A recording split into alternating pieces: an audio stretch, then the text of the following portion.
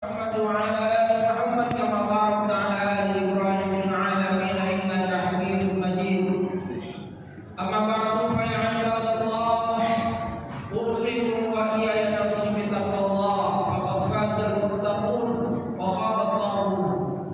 قال الله تعالى في كتابه الكريم: أعوذ بالله من الشيطان الرجيم ولو أن أهل القرى آمنوا واتقوا لفتحنا عليهم بركات من السماء والأرض. صدق الله العظيم. الله أكبر الله أكبر الله أكبر ولله الحمد. Hadirin jamaah salat Idul Adha rahimakumullah. Alhamdulillah, kita bersyukur kepada Allah Subhanahu wa taala di penghujung tahun 1444 Hijriah ini kita diberikan nikmat oleh Allah Subhanahu wa taala untuk menunaikan salat Idul Adha dalam keadaan sudah lepas dari pandemi Covid yang melanda negeri kita selama beberapa tahun. Kita bersyukur bahwasanya kita bisa bebas beraktivitas kembali, melaksanakan amal ibadah kepada Allah Subhanahu wa taala dalam keadaan sehat walafiat. Ini adalah satu nikmat yang harus kita syukuri. Sebab kalau kita bayangkan apa yang telah terjadi kepada kita beberapa tahun yang lalu, kita tidak bebas untuk beraktivitas dalam beribadah. Alhamdulillah, mari kita syukuri nikmat yang diberikan oleh Allah Subhanahu wa taala dengan sebaik-baiknya. Karena Allah Subhanahu wa taala akan memberikan tambahan nikmat manakala kita bersyukur. Sebagaimana Allah Subhanahu wa taala berfirman, "A'udzubillahi minasyaitonir rajim. La in syakartum la azidannakum wa la in kafartum inna 'adzabi lasyadid." Allahu akbar. Allahu akbar. Walillahil hamd. Hadirin jamaah salat Idul Adha rahimakumullah. Ibadah yang kita lakukan pada hari ini merupakan satu ibadah yang mengamalkan apa yang pernah dilakukan oleh Nabiullah Ibrahim alaihissalam, yang di dalamnya kita bisa mengambil banyak hikmah, kita bisa mengambil banyak pesan. Apa saja pesan yang bisa kita ambil dari perjalanan yang dilakukan oleh Nabiullah Ibrahim alaihissalam dan juga Nabiullah Ismail alaihissalam? Pertama, dalam ibadah kurban kita akan melihat satu pesan yang berkaitan dengan ketakwaan kepada Allah Subhanahu wa taala, pesan kepatuhan kepada Allah Subhanahu wa taala. Nabiullah Ibrahim alaihissalam diberikan cobaan oleh Allah Subhanahu wa taala. Beliau diperintahkan oleh Allah Subhanahu wa taala untuk menyembelih putranya, seorang anak yang sangat didambakan selama ini. Dia sangat mengharapkan, dan ketika sudah diberikan oleh Allah Subhanahu wa taala dalam usia yang masih belia, Allah Subhanahu wa taala memerintahkannya untuk menyembelihnya. Akan tetapi karena semua ini adalah perintah dari Allah Subhanahu wa taala, beliau melakukannya. Beliau kemudian katakan kepada anaknya, "Ya bunayya inni ara fil manami anni adzuka fanzur madza tara." Wahai anakku, saya bermimpi bahwa aku ini menyembelih kamu. Bagaimana pendapat kamu? Apa yang dikatakan oleh Nabiullah Ismail alaihissalam? Beliau katakan dengan tegas, "Ya abati fa'al ma tu'mar, satajiduni insyaallah minas sabirin." Wahai ayahku, lakukan apa yang diperintahkan oleh Allah. Insyaallah kau akan mendapatkan aku termasuk ke dalam bagian orang-orang yang bersabar. Seorang ayah dan seorang anak yang begitu patuh terhadap perintah Allah Subhanahu wa taala. Ayah yang diperintahkan untuk mengorbankan anaknya, sementara anak diperintahkan untuk mengorbankan dirinya. Semua mereka lakukan karena kepatuhan kepada Allah Subhanahu wa taala. Dan memang kalau kita lihat dari perjalanan Nabiullah Ibrahim alaihissalam, beliau adalah seorang sosok yang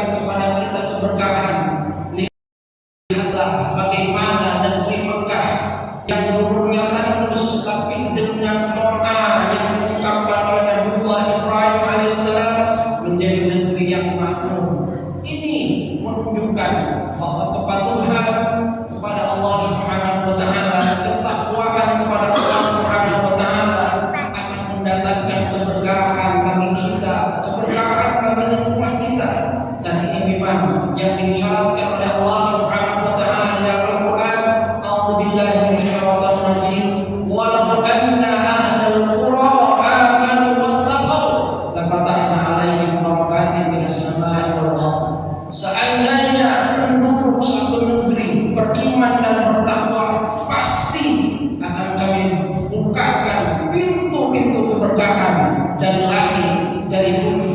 Dari langit diturunkan rahmat Allah Subhanahu wa taala, dari bumi kemudian juga diturunkan rahmat Allah Subhanahu wa taala. Rahmat Allah Subhanahu wa taala, keberkahan akan diberikan manakala kita mematuhi apa yang diperintahkan oleh Allah Subhanahu wa taala. Ini pesan pertama yang bisa kita ambil dari perjalanan Nabiullah Ibrahim alaihissalam ketika melaksanakan perintah Allah Subhanahu wa taala. Pesan kepatuhan, apapun perintah Allah Subhanahu wa taala kita patuhi, karena di dalamnya ada hikmah yang diinginkan oleh Allah Subhanahu wa taala. Allahu akbar, Allahu akbar walillahil hamd. Hadirin jamaah salat Mayyit rahimahullah. Kemudian pesan yang kedua adalah yang berkaitan dengan pesan sosial, pesan yang berkaitan dengan sesama manusia. Di dalam ibadah kurban kita akan melihat bisa mengambil beberapa pesan sosial yang penting. Yang pertama adalah ketika Allah Subhanahu wa taala mengganti Nabiullah Ismail alaihissalam ketika akan disembelih dengan binatang kurban hewan kibas, ini mengisyaratkan bahwasanya Allah Subhanahu wa taala menginginkan agar kita menjaga kehidupan, karena kehidupan nyawa itu adalah karunia berharga yang diberikan oleh Allah Subhanahu wa taala. Dengan adanya kehidupan nyawa yang diberikan oleh Allah Subhanahu wa taala, kita merasakan berbagai nikmat yang lainnya yang ada di dunia ini. Maka di dalam Al-Quran Allah Subhanahu wa taala mengisyaratkan bahwa janganlah setiap kita itu kemudian mencelakakan diri kita.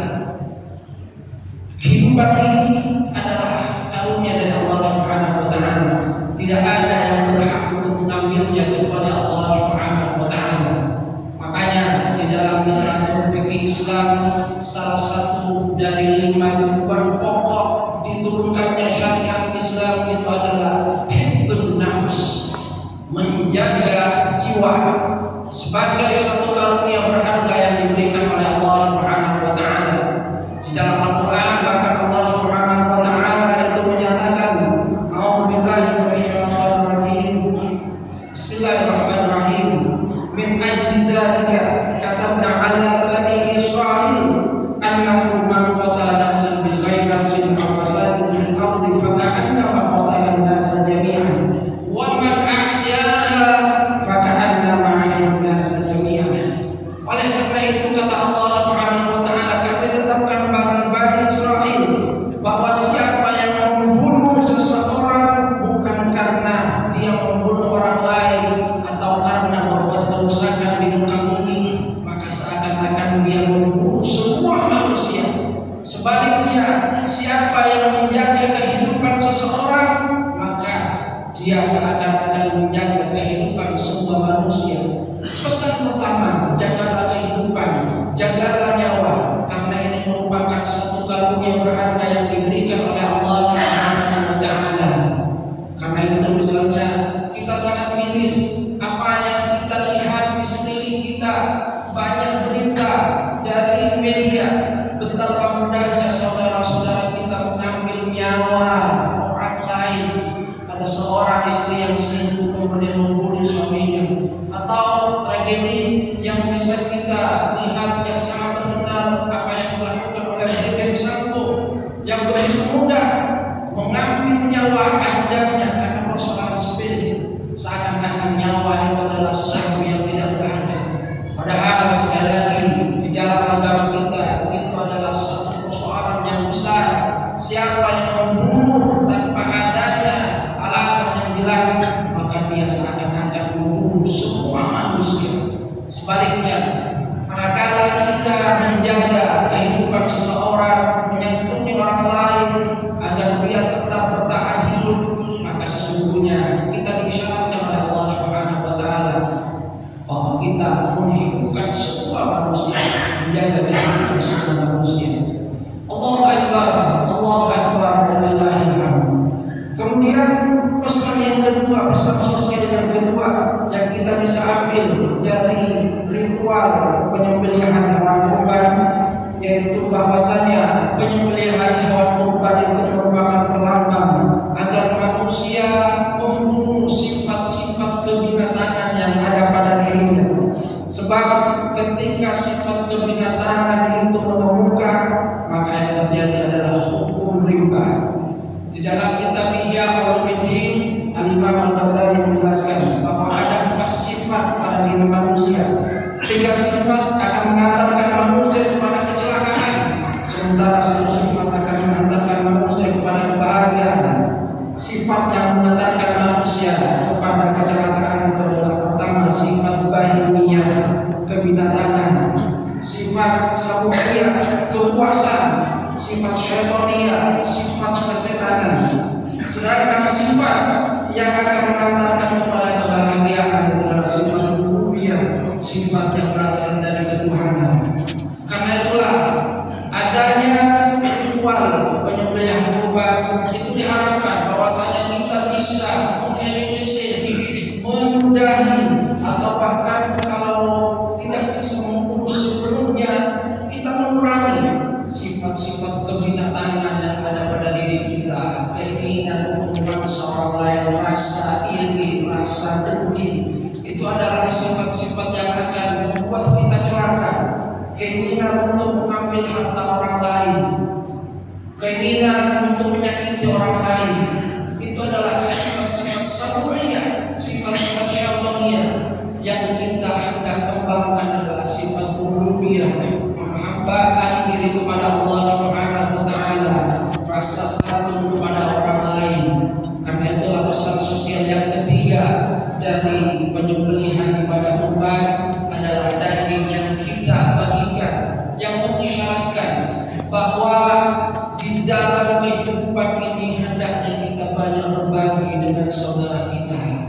Hendaknya kita membagikan apa yang diberikan oleh Allah Subhanahu wa taala kepada kita, kita bagikan juga kepada orang lain. Karena kebahagiaan yang hakiki adalah manakala kita bisa membagi kebahagiaan kita kepada orang lain. Lihatlah bagaimana Rasulullah sallallahu alaihi wasallam memberikan kita pesan agar bisa membahagiakan saudara kita walaupun dalam bentuk yang sangat kecil. Rasulullah menyatakan la tahqiranna minal ma'rufi syai'an walau an talqa akhaka biwajhin talqin. Jangan remehkan kebaikan yang sekecil apapun, walaupun kebaikan itu hanya dengan menampakkan muka yang ceria kepada saudara. Menampakkan muka yang ceria sesungguhnya isyarat kita membahagiakan orang lain, membagi kebahagiaan kita kepada orang lain. Ibadah kurban yang kemudian dagingnya dibagikan kepada orang lain sesungguhnya mengisyaratkan agar kita mau berbagi kepada orang lain. Karena sesungguhnya di dalam harta kita itu ada hak-hak orang lain, dan harta yang barokah itu bukanlah harta yang hanya dinikmati oleh kita sendiri. Kita melihat bahwa pada masa sekarang memang kadang-kadang sifat materialisme itu banyak menghegemoni saudara-saudara kita. Kita lihat misalnya ada beberapa yang suka pamer, mereka kemudian menampakkan apa yang mereka miliki, mungkin motor gede ataupun yang lainnya, yang kemudian mereka pamerkan.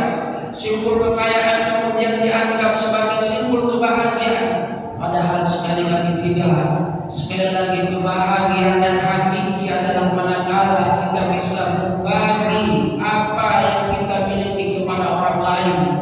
Karena sesungguhnya semua itu adalah titipan dari Allah Subhanahu wa taala. Manakala Allah Subhanahu wa taala itu mau mengambil, maka pada saat itu bisa saja. Dan Allah Subhanahu wa taala sesungguhnya menitipkan itu agar kita nikmati dan juga kemudian kita bagikan kepada saudara kita. Syaitan memang memberikan kepada kita janji. Asy-syaitanu ya'idukumul faqra wa ya'murukum bil fahsya. Kata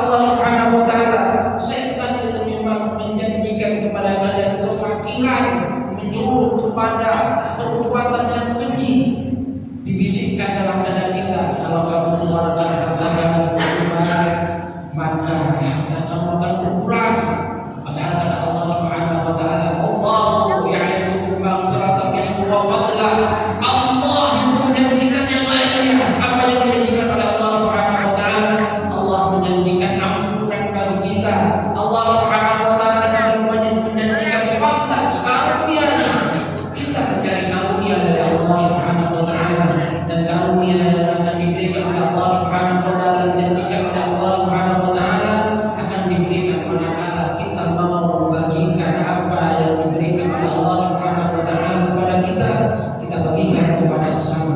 Mudah-mudahan semangat Idul Kurban, semangat Idul Adha akan bisa kita rasakan di dalam kehidupan kita, sehingga pertama kita akan semakin dekat kepada Allah Subhanahu wa taala, sebagaimana kata kurban dan rasanya kata Allah yang kurban yang mengisyaratkan dengan ibadah kurban itu kita akan semakin dekat kepada Allah Subhanahu wa taala, dan kemudian kita juga akan semakin toleran terhadap saudara kita akan menjadi orang yang banyak mau untuk berbuat terhadap saudara kita, bahwa apa yang diberikan oleh Allah Subhanahu wa taala sesungguhnya adalah bagian yang seharusnya kemudian kita juga bagikan kepada saudara kita, bahwa kebahagiaan yang hakiki adalah manakala kita bisa membagikan kebahagiaan kepada orang lain, sebagaimana yang dikatakan oleh Rasulullah SAW, idkhalus surur ala qalbi ahadin, memberikan kebahagiaan kepada orang lain, itu adalah satu hal yang diperintahkan oleh Rasulullah SAW.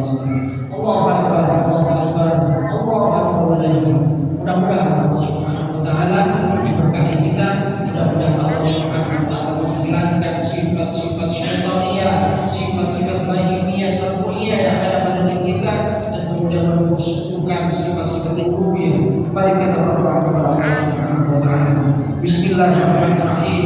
Alhamdulillahirabbil alamin. Ni'matuka bizina ya rabbana lakal hamdu kama yanbaghi li jalali wajhika al-karim wa 'azimi sultanik. Allahumma shalli wa sallim ala sayyidina Muhammad wa ala alihi wa ashabihi ajma'in. Rabbana ighfir lana wa li walidayna warhamhum kama rabbayana shighara.